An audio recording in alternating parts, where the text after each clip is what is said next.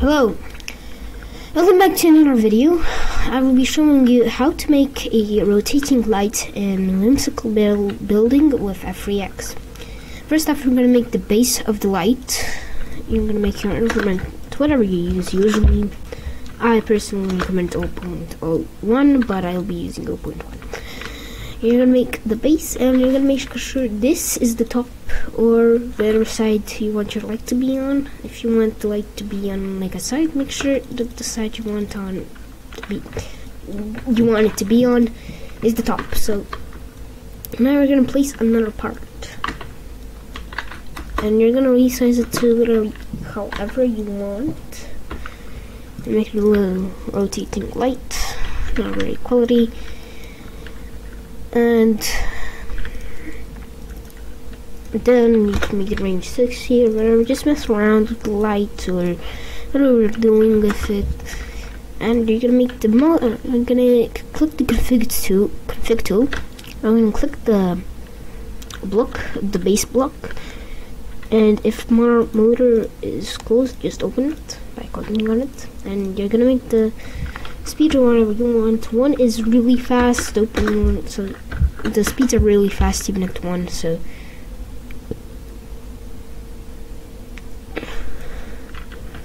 it's for me to make it 0.5 and be really fast. 5 is probably gonna blink, and yeah, 5 is gonna be just epilepsy simulator. So I recommend 0.1 for rotating alarm lights. And it's fine if it goes off somewhere, that's pretty usual. Now, what you could do with this is make even flashing lights. So you rotate it, make sure this is the top, right? And then you're gonna make another, so I'm making some police lights. So basically, set the spotlight to here for the left side, make it on the left for the light, make it blue or red. I still set the blue, and the brightness 5. For this light, you're gonna select right, 60, 5, and make it red. Now what we're gonna do is make the motors an anchor, and if they fall off, it's probably because they can usually fall off, so there shouldn't be no worries. You can turn the lighting down so like night, and you'll have some flashing lights. You can weld these to a police car or something, but I wouldn't do that. I'll make a tutorial on how to make cars and such. But oh god, this is gonna give me like epilepsy. To make a day again, just press reset lighting. You can also turn on the day and night cycle right here. The time will just change the skybox, and it's pretty ugly if it's not purely day or purely night. Noon doesn't really exist in this game. It looks pretty ugly. So yeah, because there's no sun. Anyway, so that's it. You can use rotating parts for birds and butterflies or whatever you're making. I'm gonna demonstrate that right now. You're gonna make a part, and you're gonna find a bird or butterfly mesh, and it needs to be a mesh, unfortunately. Although you can probably weld the thing. I have not tested that. I will make a video on that in the future. You can probably do something like this to make a bird on top there, something like that. But for now, we'll just be sticking to meshes. And to do that, you're gonna go to develop. You probably don't, you don't see my screen, but basically you're gonna go to develop library and create a marketplace. And find a mesh. I'm gonna find the bird mesh real quick because I have not prepared that because I'm dumb. Anyway, you can find a good bird mesh. We'll use this one, this thing. And now that you have your bird mesh, you're gonna copy the asset ID and you're gonna paste it into here. Let me just copy asset ID.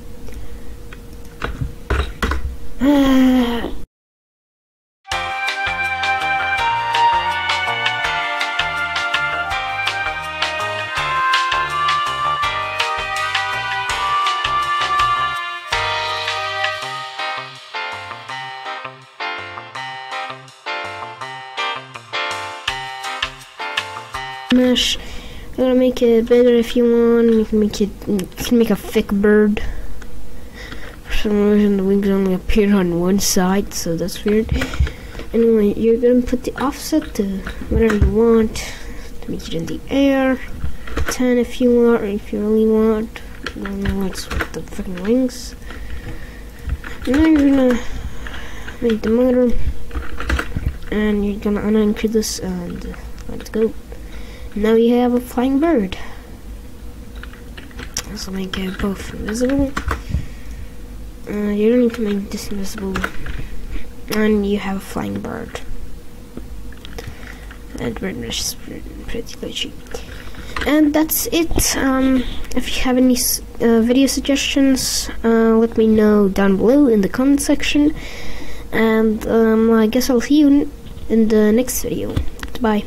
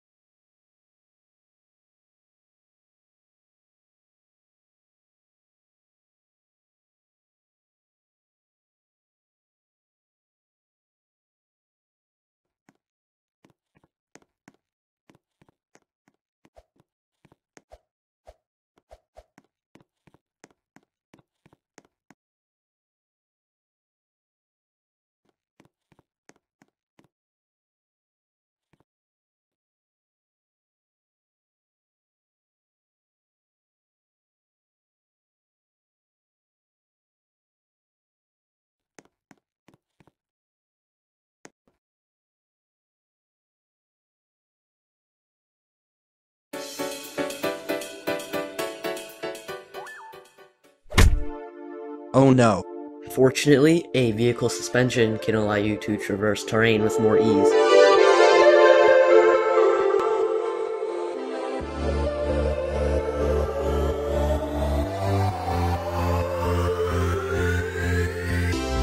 A suspension uses 3 constraints: spring, prismatic, and torsion spring. Spring absorbs movement and exerts tension when pressed or pulled, but it's not limited to being straight. Once attached to the spring, the prismatic constrains the motion to slide along a single axis. A torsion spring is essentially wireless rotation. It'll allow the wheels to spin on suspension. To begin, create a base with a reasonable size of your choice. Add a vehicle seat and weld it to your base. Normal welds are easy to create but are more difficult to keep track of. For a surface weld, press B key, select the face, and set your surface type to weld. On your move tool, holding R key can allow you to align surfaces perfectly. This is required for surface welds to work. Spawn in your 3 constraints and rotate them to face vertically. Separate all 3 constraints. We won't be needing the torsion spring for now. On surface tool, select the 2 inwards facing surfaces on your prismatic or spring. Set it to weld and align it with your other constraint. Ungrouping constraints can cause problems, so either hold Alt while selecting or use Shift T to toggle individual part selection. Make your suspension however long you'd like. I'm gonna keep mine how it was before. Select the top 2 once again so you can surface weld it to your base. Your wheel can just be a cylinder resized to your liking. Set the interface to a hinge and align it onto your constraints. Okay, time for your torsion spring. Using individual selecting, select the surface facing towards your base. Set the top torsion to hinge and the bottom to weld. The weld end is aligned with the outer side of your wheel and the hinge can be placed on the edge of your base. It's a good time to turn off collision for your constraints. Now you can duplicate your wheels and suspension to each corner of your vehicle.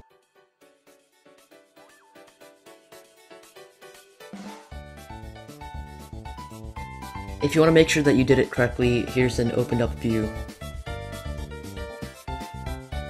When you unanchor for a test drive, if any part falls off or gets flung, you might just have to move your car before unanchoring.